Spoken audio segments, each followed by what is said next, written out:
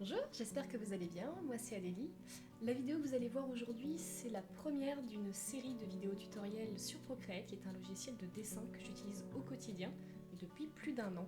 Donc vous allez avoir une série de vidéos avec des thèmes différents. On va commencer par le trait, parce que c'est vraiment la base du dessin.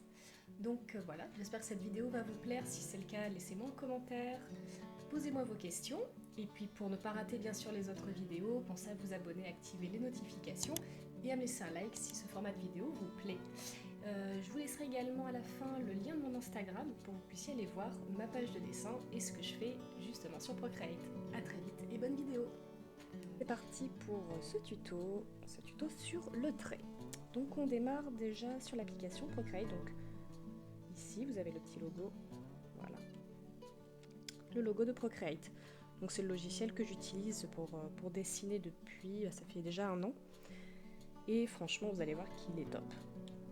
Donc ici, vous arrivez directement sur la bibliothèque. Voilà, donc là, vous avez toutes les œuvres que vous aurez accumulées au fil de vos dessins.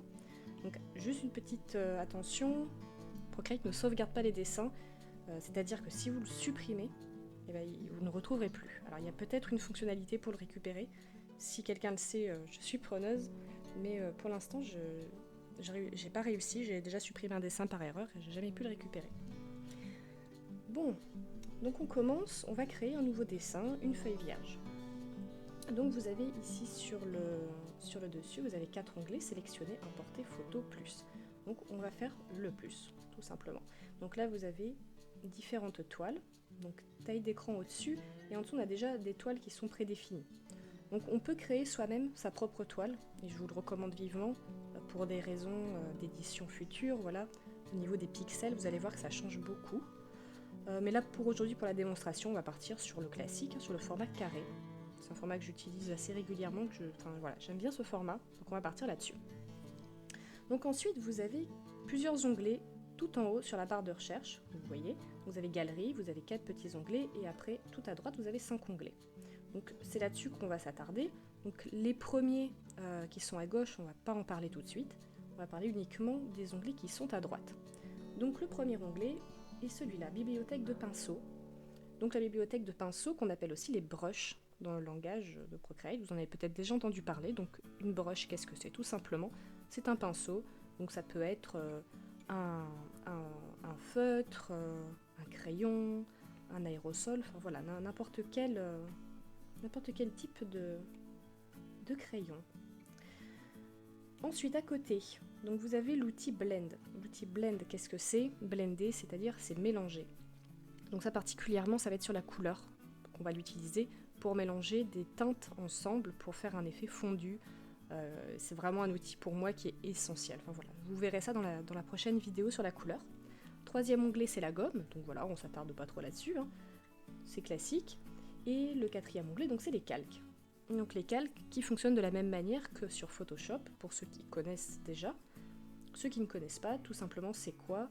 C'est-à-dire que vous allez pouvoir ajouter 1, 2, 3, 4 calques, autant, voilà, vous avez une... C'est défini, je crois que vous ne pouvez pas en rajouter plus de 40, enfin voilà, ça dépend de votre format de toile. En tout cas, ça vous permet de travailler votre dessin sur plusieurs plans, c'est-à-dire commencer par exemple sur de l'esquisse. Après, vous rajoutez un plan, un calque pour l'ancrage, vous allez rajouter un calque pour la couleur, rajouter un calque pour des détails. Vous allez voir que c'est hyper important d'utiliser ces calques. Franchement, sur des dessins, j'en ai jusqu'à 30, juste sur un dessin, et vous comprendrez son importance un petit peu plus tard. Et le cinquième onglet, c'est la roue de couleur. Voilà, tout simplement. Donc nous, on va rester sur du noir pour l'instant, puisque notre vidéo traite du trait. Et ensuite, vous avez donc des onglets sur le côté, donc celui-là là, que je bouge, donc la taille du pinceau, et l'opacité de votre pinceau, donc pour qu'il soit plus ou moins clair. Voilà, donc maintenant qu'on a vu tout ça, on va pouvoir tout de suite partir sur une petite démonstration. Donc en pinçant avec 2 doigts, bon là on peut pas le voir sur la vidéo, mais si vous pincez avec 2 doigts votre toile, vous pouvez la rétrécir et l'agrandir et la bouger, voilà, comme ça. Donc vous verrez que c'est une application qui est quand même très intuitive, on utilise beaucoup, on utilise le pencil, l'iPad, enfin le stylo numérique qui va bien, mais on peut utiliser énormément les doigts, enfin c'est vraiment ça qui est bien aussi dans cette appli. Donc on va commencer par un premier dessin, donc là vous voyez que vous avez toute votre bibliothèque de pinceaux. Voilà, ça c'est la bibliothèque de pinceaux de base, donc vous commencez par esquisse, c'est tout ce qui est crayon, porte-mine, etc. Ancrage, calligraphie, peinture artistique, aérographie. Enfin, vous avez vraiment de quoi vous amuser. Moi, ce que je vous conseille quand vous ouvrez Procreate pour la première fois, c'est d'aller voir toutes ces petites brosses et d'aller les tester, voir qu'est-ce qui vous plaît le plus à vous, parce que voilà, on a tous nos petites préférences, donc c'est vraiment important d'aller voir ça. Donc là, on va partir sur de l'esquisse, crayon, des rouentes, voilà, bon. Hop, et on va commencer tout de suite à dessiner. Donc, c'est parti. Donc là, ce que je vais dessiner, ça va être des cerises. Des petites cerises, parce que ça donne envie, c'est bientôt la saison. Donc vous voyez que là, je dessine à main levée, comme si je dessinais finalement avec un crayon classique. Donc je vais faire, là l'intérêt c'est pas de faire quelque chose de net, Ce que je vais chercher c'est à définir mes formes, à définir les volumes, à définir leur emplacement, comme sur un crayon traditionnel. Voilà. Et là j'ai une forme qui me va. Donc après, alors ce qui est hyper important à ce stade-là, c'est parce qu'après on va passer sur de l'ancrage. Alors moi j'utilise pas forcément beaucoup l'ancrage. Généralement je passe tout de suite à la colorisation.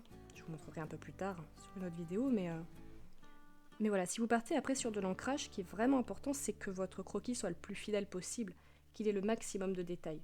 Parce que c'est ça qui va vraiment vous aider après, quand vous allez faire votre ancrage, à ce que votre dessin soit le plus réaliste, le plus fidèle à ce que vous aviez imaginé. Voilà. Donc là, j'ai mes cerises qui me plaisent bien comme ça. Donc après, je vais rouvrir mes calques. Donc là, vous voyez que je l'ai dessiné sur le calque 1. On va passer sur le calque 2 pour faire l'ancrage. Alors, là, sur le calque 1, vous voyez que le crayon est assez présent. J'ai envie que ce calque soit moins opaque, qu'il soit plus transparent pour pouvoir retracer par-dessus de manière plus simple. Pour ne pas être pollué finalement par tous ces petits traits. Donc vous allez cliquer, vous voyez, vous avez un petit N au milieu. Cliquez sur le petit N et là, vous allez avoir accès à l'opacité. Et on baisse l'opacité, vous voyez en direct que le dessin devient beaucoup plus transparent. Ensuite, on va sur le calque 2 et on va sélectionner l'ancrage. Donc voilà, par exemple celui-là. Allez, soyons fous. Et là, par-dessus, vous allez pouvoir commencer à ancrer votre dessin. Donc vous voyez, quand je vous disais l'importance d'avoir un maximum de détails sur votre esquisse, c'est parce qu'après votre travail d'ancrage va être vachement plus facilité. Et voilà, vous allez tracer vos petites tiges en suivant, voilà, tout simplement votre dessin de base.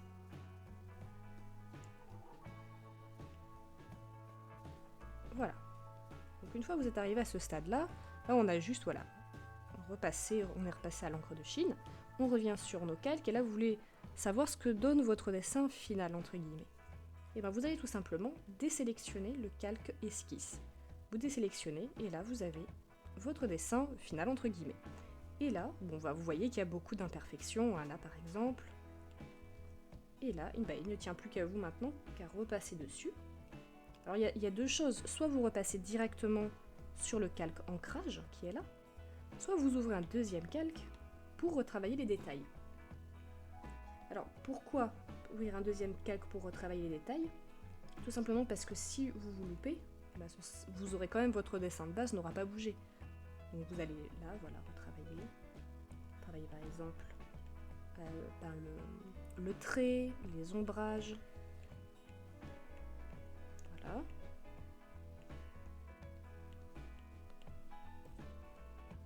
C'est vraiment joli mes cerises quand même. Donc voilà, une fois que vous êtes arrivé là, on va dire par exemple, voilà, ça vous plaît bien comme ça.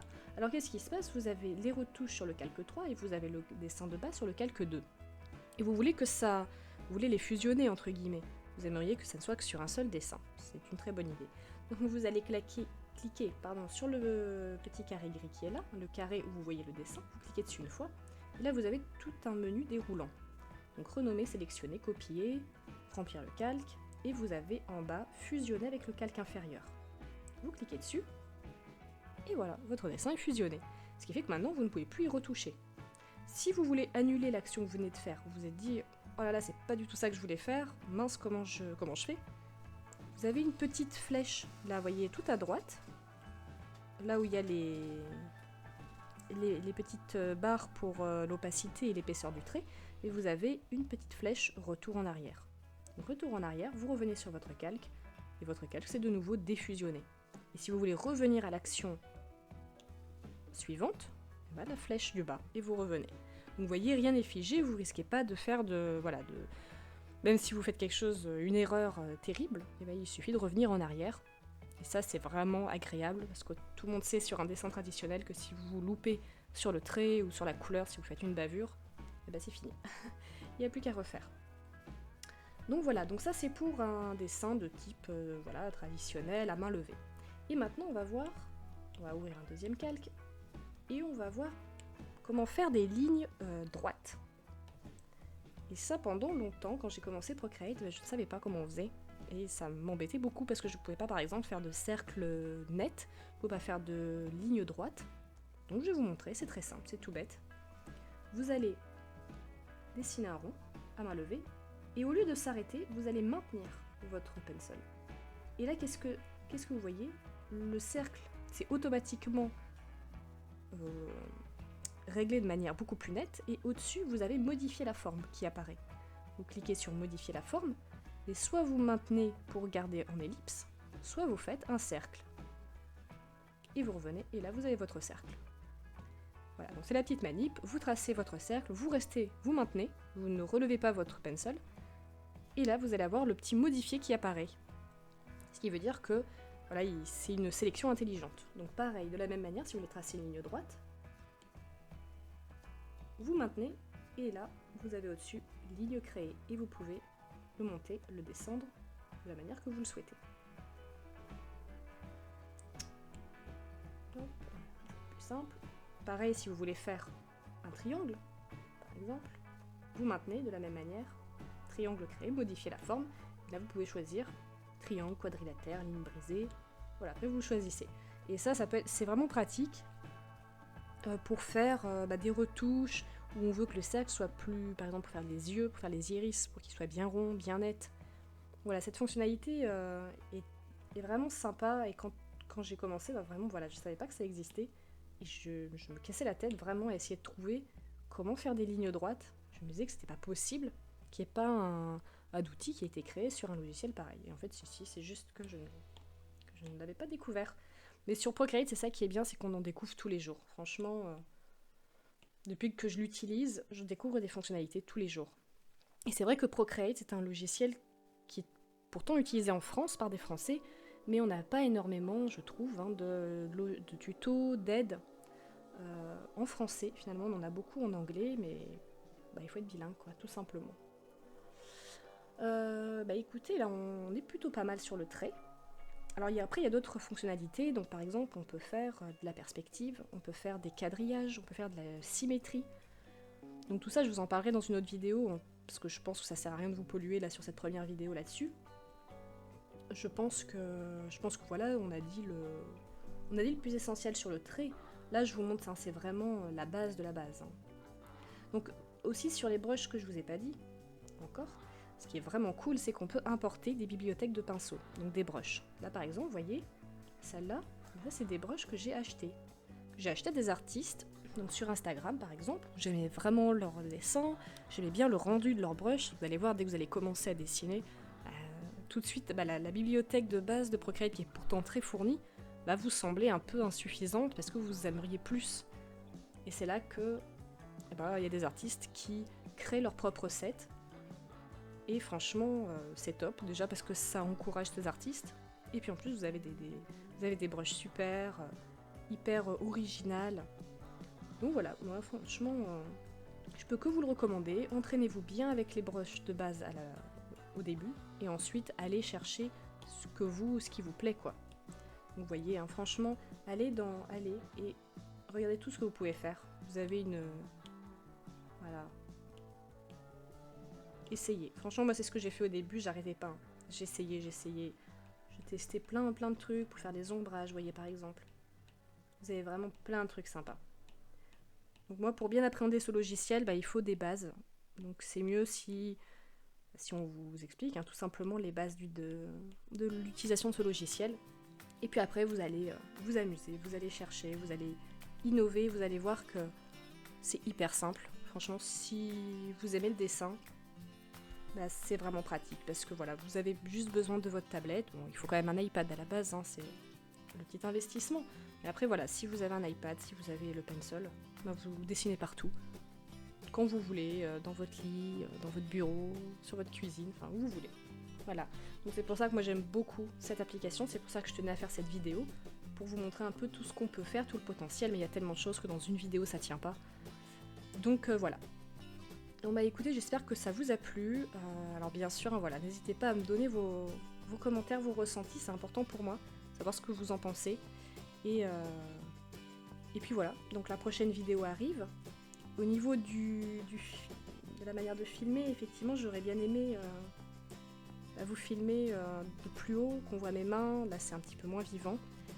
Mais bon, j'ai des petits soucis d'éclairage, beaucoup de reflets. Donc si quelqu'un sait comment faire pour filmer de haut un écran sans qu'il y ait toutes sortes de reflets, mais je veux bien, franchement, allez-y, n'hésitez pas. Et puis écoutez, moi je vous remercie d'avoir regardé cette vidéo jusqu'à la fin. Et puis je vous donne rendez-vous pour la prochaine vidéo. Donc la prochaine vidéo, ce sera la couleur. Et là, vous allez voir, on va bien s'amuser. Allez, à très bientôt.